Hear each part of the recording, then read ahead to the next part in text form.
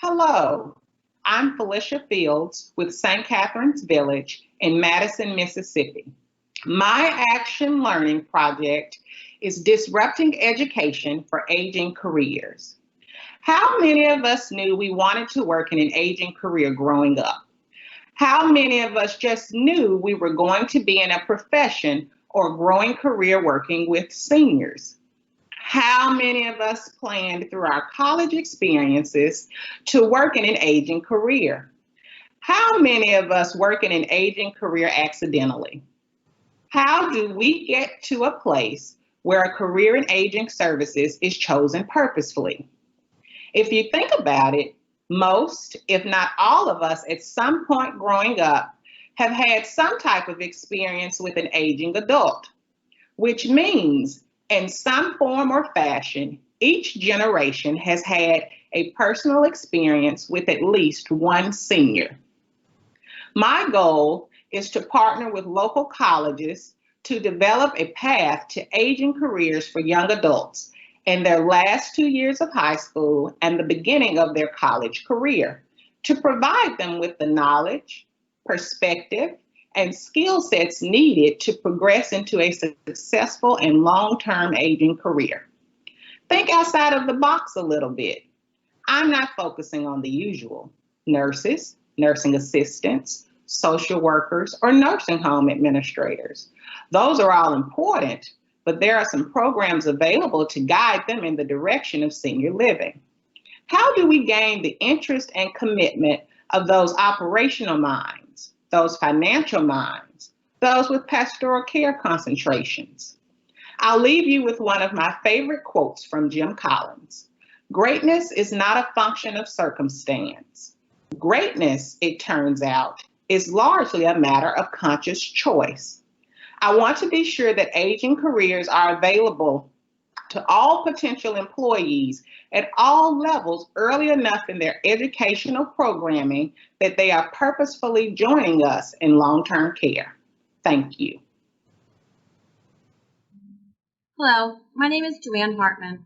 I represent ACTS Retirement Life Communities in Fort Washington, Pennsylvania. My project is applying Montessori principles in the workplace.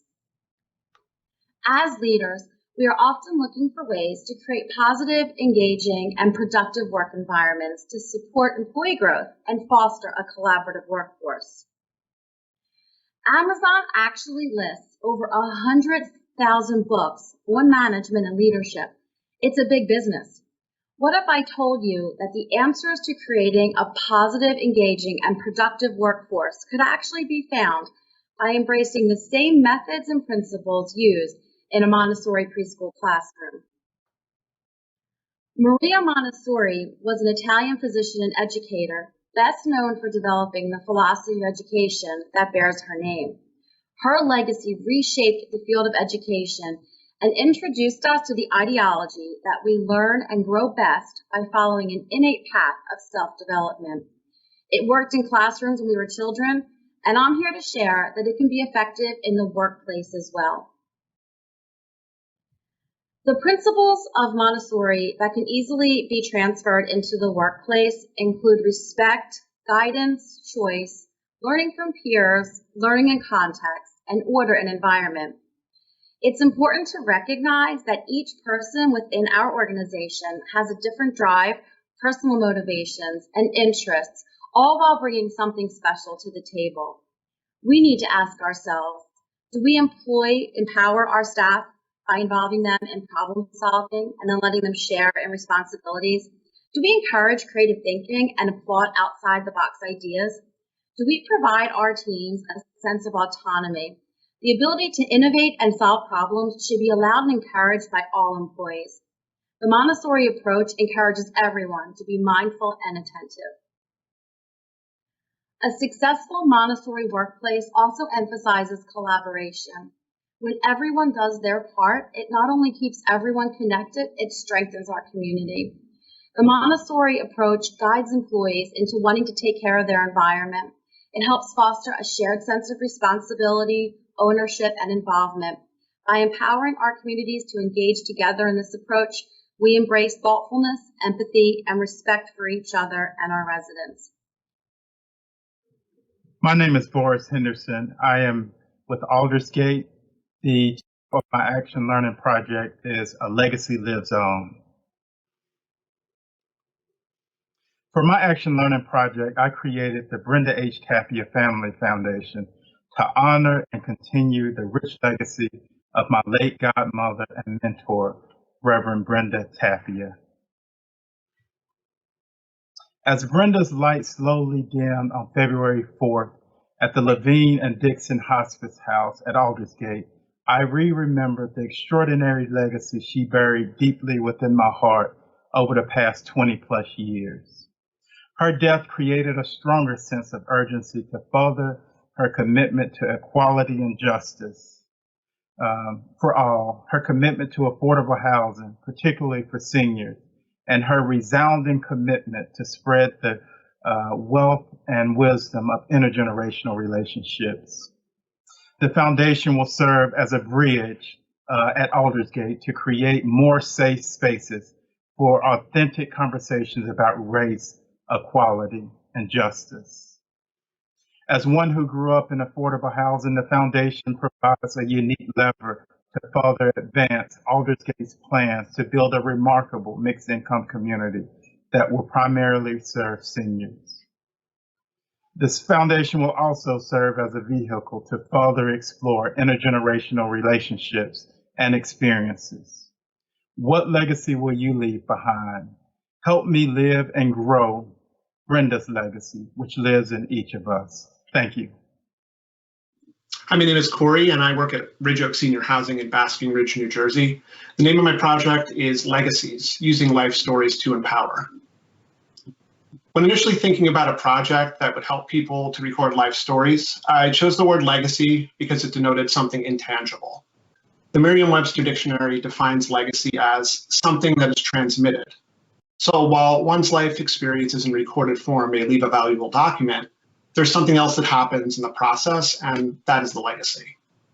As we age, we have many experiences, accomplish many things, and our families grow. When I began this project, I looked at it solely as a tool to document these stories for posterity, as a way for our residents to leave something for family and friends. We want them to know who we are and who we were. In turn, this can inform who they are. Leaving a physical or digital document is an integral part of the project, but the result has been so much more. What is the result of reflection on a life lived? Cataloging pictures, recording names, dates, and places. So I began laying out this project, and through conversations with Leadership Academy fellows and coaches, I realized that something greater was possible within the process. All of the cumulative experiences could reflect the value of people's lives back to them.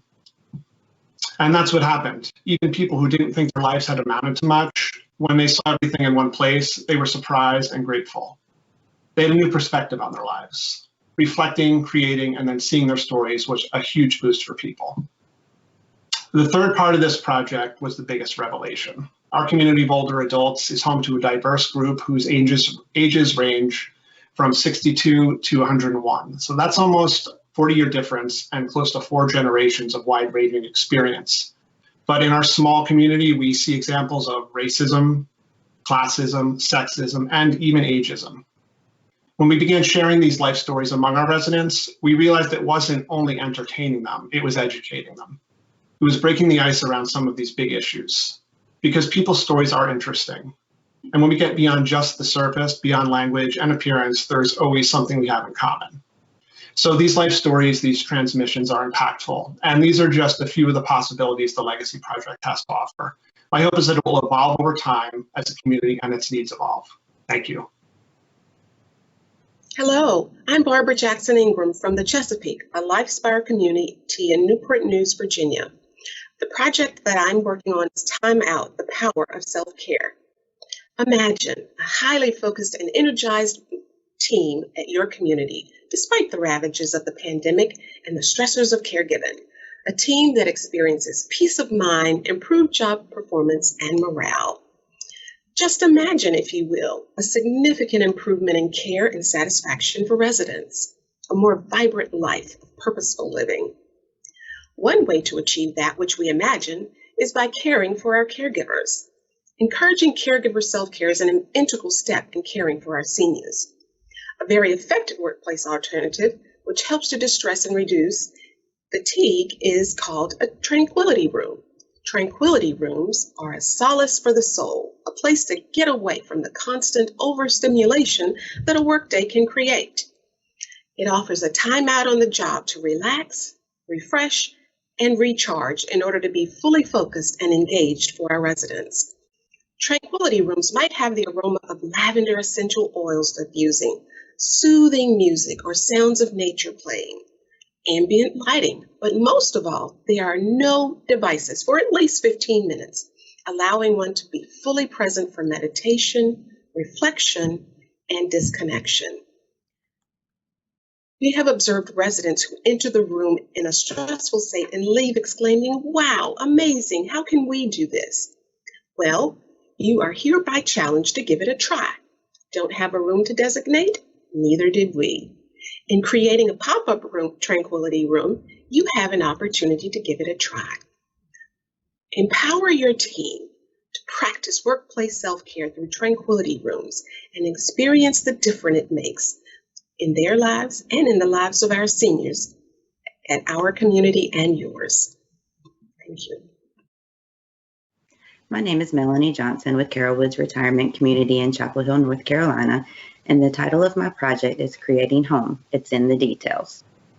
I want to talk with you today about the lived experience of our residents in the skilled nursing areas of our organizations.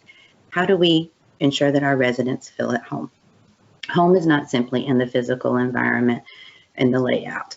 Home is in the details of the day-to-day experience. Spend time in the skilled nursing areas of your organization and think about the residents that live there and consider the details. Assess the noise. Are there call bells ringing, doors closing, loud voices in the hallway, or equipment moving up and down? Assess the spaces. Are there quiet, sun-filled areas for the residents to enjoy time to read, listen to music, or gather with family and friends? Is care consolidated, limiting the disruptions to our residents? After you assess the environment, look for opportunities for choice in residents' day-to-day activities, such as shower times, medication administration, meal service. Can your residents enjoy a coffee and muffin at 6 a.m. or a grilled cheese sandwich late at night? Making changes can be limited, have minimal financial and in some cases no financial impact. For example, use the existing spaces and furniture to create quiet, relaxing environment for your residents. Add lamps for soft lighting. Replace loud equipment and squeaking utility cart wheels. Review your staffing schedules. Can start times be staggered or personnel be rearranged to ensure that resident choices are honored? Providing an environment of home for our residents is something that we all desire. These are just a few of the ways that we can restructure their environment. We can make a difference by starting now. Consider the details, honor resident choice, take action. Thank you. Hi, my name is Ken Kramer. I'm with Givens Highland Farms in Black Mountain, North Carolina. The title for my ALP is Seniors to Seniors and Others. The reason I did it for my ALP is when I first started working in the first retirement community in Cincinnati, Ohio, I had a very impactful experience where I had a bit of an epiphany. I was a very young age, straight out of college, and as I was beginning to meet the residents and learn more about them, I understood that they had a great level of wisdom. And being at such a young age, I appreciated that as I was trying to make better of myself and understanding the difference between knowledge and wisdom. I was craving their wisdom. So for me, as I began talking with these residents more, I thought of things such as this quote here, which knowledge comes from learning, wisdom comes from living, which reminds me of a phrase I coined very early on, which was, you gain knowledge in a college or university, but you gain wisdom at a retirement community. So I thought to myself, how can I get others to gain this wisdom? And can we take that knowledge and can we say to that knowledge, thanks, you've done enough. How do we gain this wisdom? And so my project will be to bring seniors, our older adults, to seniors in high school and others, because we really don't want to limit to just seniors in high school? And how can those residents share that wisdom with those other individuals? Because I think we've lost a little bit of that in our society, where we think we should always be giving to our seniors, but we have a great wealth of wisdom in our seniors to be giving to others. And I think this will help those young adults as they look forward to striving to be better in their adulthood and do more as they grow. So that is my ALP, and thank you for listening. This is Katie Lechner from Tabitha Healthcare Services, and this is the Tabitha Ambassador, Connecting with Purpose. The last 9 months of our lives in America have been dominated by a pandemic that few saw coming, and I know that's not news to anyone listening now. But before that, we already had an epidemic of loneliness on our hands, an epidemic of loneliness, of isolation in seniors. Societal shifts had already begun to take away the comfort of a hug, an in-person conversation, and a regular shared meal long before COVID-19. Some experts actually say that loneliness and isolation may be riskier than the pandemic itself. So insert a Tabitha Ambassador. Imagine an individual, a real job dedicated solely to connecting. A kind, customer-centric, deliberate, empathetic soul who exists for the purpose of enhancing lives through connection. Connection in person, connecting loved ones to each other, and facilitating connections for those who otherwise would not take the time to do it on their own. So imagine the impact this could have. New friendships, new stories that be created, old stories that would be heard again, rekindled relationships, improved well-being, as smiles return, experiences we otherwise would have never attempted or taken the time to make happen. The one role we didn't even know we needed might become the one role we can't live without. The Tabitha Ambassador might become one of the most important roles we have. The role that exists for the sole purpose of empowering people to live joyfully and age gratefully. The LeadingAge Leadership Academy came at a perfect time for me. The frameworks and the lenses that we were taught to help us lead couldn't have been more timely, as the pandemic forced us to think about our entire world differently. For me and our organization, it helped us consider development of a role like the Tabitha Ambassador, something we otherwise might have never paused to really consider and implement. So I thank the LeadingAge Leadership Academy for opening up my mind to think about everything differently than I may have before. Thank you. Good evening. My name is Nikki Lewis, and I am with Fraser, located in beautiful Boulder, Colorado. For my project, I would like to build a program fostering connections, aging out and aging out loud. Each year, over 23,000 kids will age out of the foster system, and with lack of safe and affordable housing, 36% of these kids will become homeless immediately, and another 20% will join them within the first year. With no safety net or interventions, they don't have a fair chance. 50% will become addicted to drugs. 7 out of 10 females will become pregnant before age 21, and 60% of males will be convicted of a crime. But let's switch gears for a moment. We have a generation out there that is wanting to live out loud, have fun, and just to feel needed.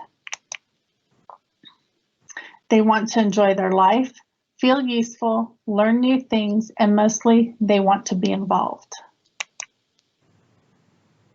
One of the ways for them to be involved is through a mentorship program, a program where seniors can share their expertise and help others succeed.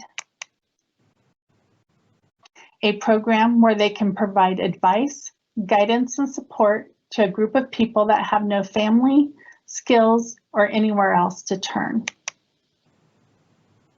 I am hopeful to build a mentorship program that would benefit both of these generations. Thank you. Hi everyone, my name is Alexandra Malawacki. I'm with Sunnyside Village located in Sarasota, Florida. My action learning project is called What Really is the Problem with Millennials? We have all heard different comments and stereotypes about the different generations, from Gen X to baby boomers to millennials and many more. I myself am a millennial. Coming into the industry in 2008, I was titled a millennial, and it definitely presented its challenges. But I prepared myself to be part of the disruption. I knew my purpose. Sitting in a conference with hundreds of attendees, I was singled out because of my age, asked to stand as an example, and throughout the session, generalized comments were made about our different work style. While many might have felt deterred and as if I was being eaten up, I used this as motivation, and 12 years later, I am proud to still be part of the healthcare industry.